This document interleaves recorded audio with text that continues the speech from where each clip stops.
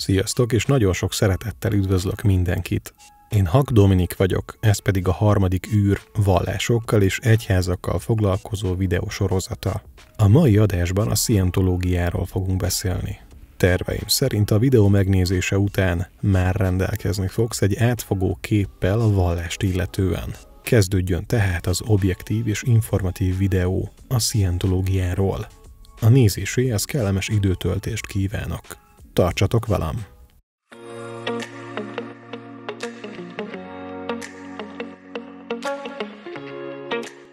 A szientológia egy meglehetősen modern vallás, amelyet Lafayette Ronald Hubbard alapított az 1950-es években. A szientológia azóta a Föld több országában, többek között egyházként, egyesületként és pénzügyi vállalkozásként is működik. Központi székhelye az Egyesült Államokban található. Az egyház globális jelenléttel bír, különböző országokban lévő központokkal és vallásos helységekkel. Meghatározni, hogy pontosan hány tagja lehet ennek a szervezetnek, meglehetősen nehéz, azonban valahol 25 000 és 50 000 fő között lehet világviszonylatban. A magyarországi közösség néhány száz főt tesz ki. A szientológusok a közösségeiket gyülekezeteknek, a vallásos helyeiket pedig orgnak nevezik, amely az angol szervezet szóból eredeztethető. Az ideális org kifejezés a létesítményt magát takarja, amelyben a szientológusok állításuk szerint az úgynevezett szellemi szabadság egyre magasabb szintjeire lépnek. Ezeket a helyeket többféleképpen is nevezik attól függően, hogy milyen szintű szolgáltatásokat képesek nyújtani. A nagyobb és központi helyszíneket gyakran Church of Scientology néven említik. Emellett léteznek úgynevezett haladó szervezetek és bizonyos hírességek központja elnevezésű helyszínek is, amelyek speciális szolgáltatásokat és programokat kínálnak. A szientológia összetett és több szempontból egyedülálló, nem könnyen kategorizálható a hagyományos, a vallásos attribútumok szerint. Bár az egyház nem illeszkedik az autentikus módon értelmezett teista keretbe, ugyanis bár nincs egy adott központi istenképük, amit imádnának, viszont számon tartanak egy koncepciót a legfelsőbb lényről. A szientológia szerint az ember alapvetően jó. Szellemi megváltása saját magán és társain múlik, valamint azon, hogy testvéri viszonyba tud-e kerülni az univerzummal. Bár ezt állítják magukról, ettől függetlenül a szervezet nem nevezhető természetvallásnak. A szientológia szó egy kevert kifejezés, latin szótővel és görög szufixummal rendelkezik, amely etimológiai jelentése a következő. A scientia latin szó tudományt és tudást jelent. A logia görög utótag, amely tanulmányt vagy tudományt jelent. Ebből kifolyólag a szientológia szó szerint a tudás tudománya vagy a tudomány tanulmánya jelentéssel bír. Az elnevezés arra utal, hogy a szientológia a tudás és az emberi létezés természetének tudományos és szisztematikus vizsgálatával foglalkozik. A szientológia alapvető doktrinája az emberi lélek, azaz a téten létezésére épül, amely szerintük a bennünk élő, halhatatlan entitás.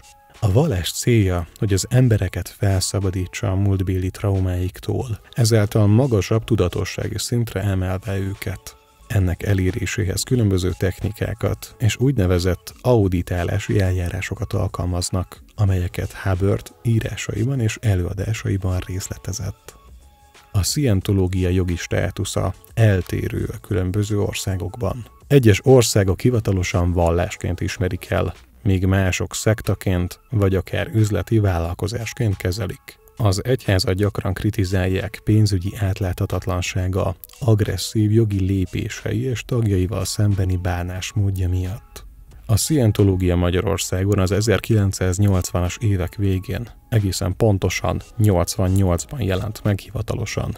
Ezt követően a szervezet magyarországi jelenléten növekedett, több központ és kisebb csoportok alakultak országszerte.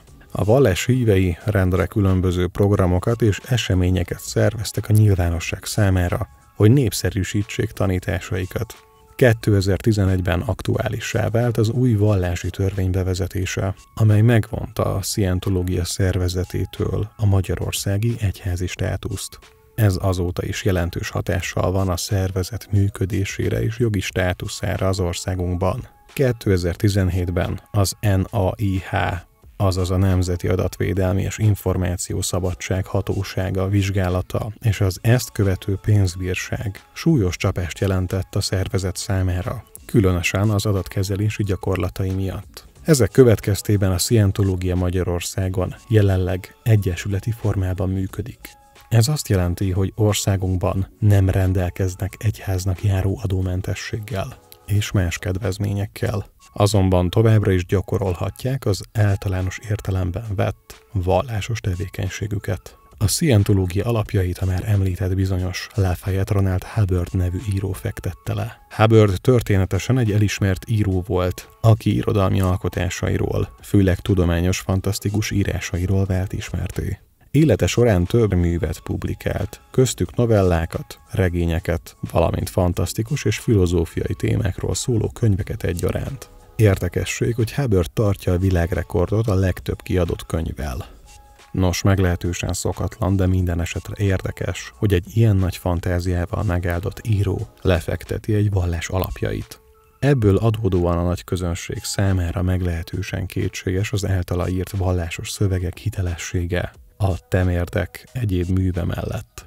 Hubbard az Egyesült Államok veteránja volt, egészen pontosan a II. Világháború alatt haditengerészeti tisztként szolgált, és 2 hadihajó parancsnoka is volt, mielőtt leváltották volna. A hívők nagy hangsúlyt fektetnek Hubbard katonai pályafutására, ugyanis ők úgy vélik, a sérülései és halálközel élményei felelősek azért, hogy képes volt meglátni a dolgok igazságát és megteremteni a hitrendszerük alapjait. A haditengerészetnél töltött szolgálata után az 1930-as és 40-es években Hubbard nagy hangsúlyt fektetett az okkult tudományok elsajátítására.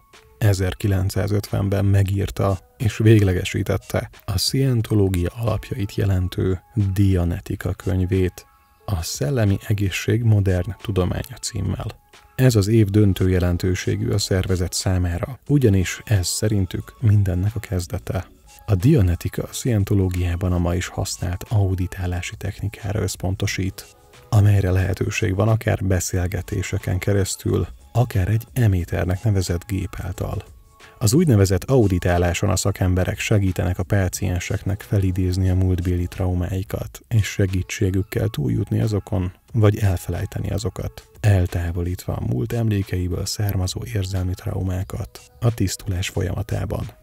Az eméter ugyanúgy érzékeli a testből érkező jeleket, akárcsak egy poligráfos hazugságvizsgáló, és megmutatja az auditornak, hogy milyen mondatok vagy emlékek váltanak ki negatív érzéseket az alanyból. Fontosnak tartom leszögezni, hogy az említett tudományosnak vélt folyamat és az eméter technikai működési elve az orvostudomány által elvetett és kétesnek bélyegzett. Nos, ebben az időben történt, hogy Hubbard megalkotta a már többször említett Thetannak nevezett kifejezést, amely lényegében a lelkünket jelenti, azonban szerinte halhatatlan és lehetővé teszi számunkra, hogy átélhessük az elmúlt életeket, és esetlegesen az azokból a korábbi életekből származó múltbéli traumákat, amelyek még hatással lehetnek ránk. A Dianetika a Scientológia tulajdonképpen vallásos élmény fokozásának egyik módja.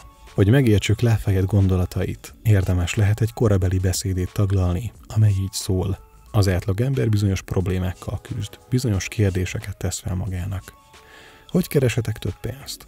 Hogy tehetném hűségessé a feleségemet? Hogyan tudnám felnevelni a gyermekeimet? Hogyan élhetnék jobb életet? Hogyan tudnám a dolgokat egyenletesebbé, stabilabbá tenni a családom számára? Hogyan? Mi történik velem az életemben? Mi az életcélom, és így tovább? Ezek a kérdések valójában hatalmas mennyiségű energiát szívnak el, ami kérdések elől nem tudunk elbújni. A Scientológia segít megtalálni a válaszokat és megoldani a problémákat. Vagyis megválaszolja a kérdéseket. Ezáltal érthetjük, hogy valójában mit is csinálunk. Ezáltal tudhatjuk, mit is kell tennünk. Ezáltal válhatunk statikus lényekből dinamikussá. Nos, Hubbard elmondása szerint a szientológia minden kétséget kizáróan nem csak egy terápia, hanem egy vallás. Egyértelműen tudhatjuk, hogy Hubbardot a szientológia anyagi vonzata nem hagyta hidegen. Ebben az időben állítólag $500 kért egy általa kínált, teljes értékűnek titulált auditálásért. Az ebből származó meglehetősen nagy anyagi sikernek köszönhetően elkezdtek sorjára épülni a szientológiai templomok, és egy valóságos hullám indult el. Ekkor épült többek között a Washington DC-ben található központi székhely is, amely manapság múzeumként működik. Ugyanis a vallás operatív központja jelenleg Kaliforniában, Riverside megyében található, és a köznyelvben Gold Base-nek, azaz aranybázisnak nevezik. Ebben az ingatlan komplexumban mintegy 1000 ember él és dolgozik.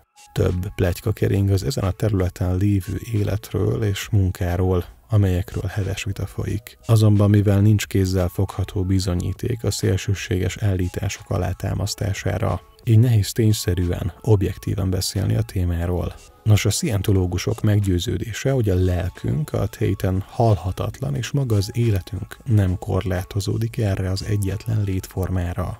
Úgy hiszik, hogy bármire képesek vagyunk, ugyanis a határjainkat nem ismerjük még igazán. Ahogy már némileg említettem, a szientológusok hisznek egy istenszerű alakban, a legfelsőbb lényben, akit tagjai megismerhetnek és felfedezhetnek saját vallásos utazásaik alkalmával.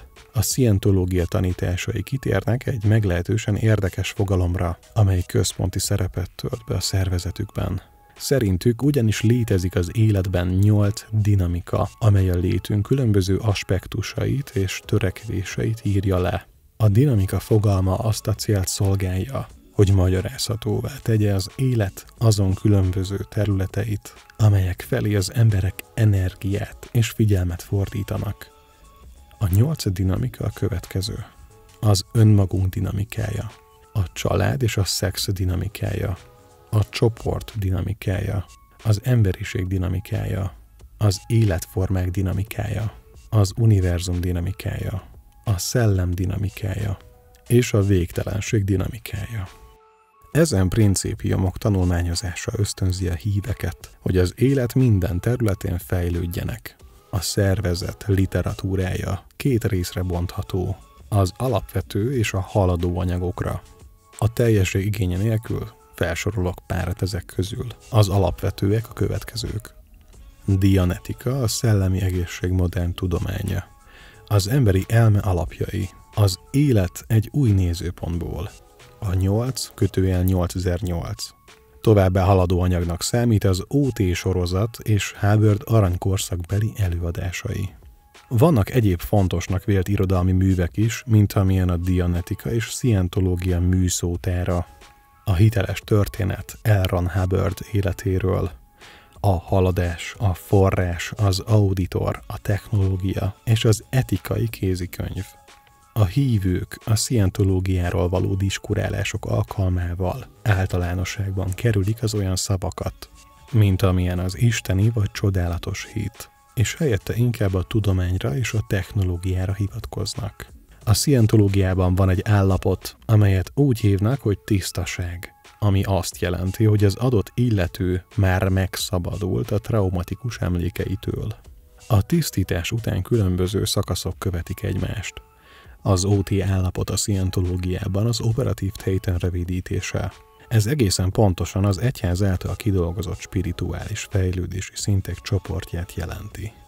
A szientológia szerint az OT szintek elérésével az egyén visszanyerheti és kifejlesztheti azokat a képességeket, amelyek az anyagi világ felett állnak, ezáltal tulajdonképpen természet felettivé válik. Az OT szintek több lépésből állnak, amelyeket a szientológusok sorban végeznek el. A szintek különböző spirituális gyakorlatokat, technikákat és auditálási anyagokat tartalmaznak, amelyek célja a téten spirituális szabadságának és képességeinek növelése. Az OT legjobb tudomásom szerint 8 szintből áll, bár ez a szám nem örökérvényű, változhat. Az OT szintek elvégzésével a szientológusok úgy hiszik, hogy képessé válhatnak különleges spirituális képességek birtoklására. és ezáltal elérik a teljes szellemi szabadságot. A hívők úgy vélik, hogy az OT szintek meglépése lehetővé teszi, hogy egy illető irányítsa a körülötte lévő világot, beleértve az életet, az energiát és az anyagot magát. A hívők szerint ebben az állapotban van lehetőség a testet is elhagyni, ugyanis a Thetan nem korlátozza magát egy fizikai testbe. Nos, az OT szintek meglépése természetesen mind pénzbe kerül. Bizonyos források arról számolnak be, hogy a legolcsóbb szint hozzávetőlegesen 1 millió forintba kerül. Bár ennek összege egyes országokban és az idő függvényében eltérhet. Azonban a pénz megfizetése önmagában még nem biztosíték arra, hogy az auditálási folyamat után az illető meg is szerzi a befizetett szint által kínált eredményeket. Az OT harmadik szintje egy jelentős felfedezést foglal magában, amelyet Hubbard a szientológia megalapítása után fedezett csak fel. Még az ilyen szintet elérő emberek szigorú titoktartási megállapodást írnak alá. Néhány dokumentumot nyilvánosságra hoztak. Ennek értelmében beszélhetünk olyan tanításokról, ami tartalmaz földön kívülieket, vulkán általi tömegpusztításokat és dühös szellemeket. A fantasztikus történet hatása egy ősi trauma, amelyet az emberek mind a bőrükön éreznek, és a harmadik szint elérésével ez a trauma is megszűnik. Meglepő és érdekes, de Hubbard negatívan nyilatkozott erről a szintről, ugyanis szerinte, ha valaki ezt a közös ősi traumát szeretné feldolgozni, azzal betegségek és egyéb kellemetlen mellékhatások jelenhetnek meg az illetőn. Mellékesen jegyzem meg, hogy az idáig, azaz a harmadik szintig való elérés teljes díja hozzávetőlegesen 40 millió forint, ami természetesen országonként és az idő függvényében szintén eltérhet. Azonban, ahogy említettem már, ennek a díjnak a megfizetése természetesen nem biztosíték a szint megszerzésére. Ha egy szintet nem sikerül valakinek teljesítenie elsőre, akkor ezt természetesen újra lehet próbálnia, viszont arányosan több pénzbe is fog kerülni az illetőnek.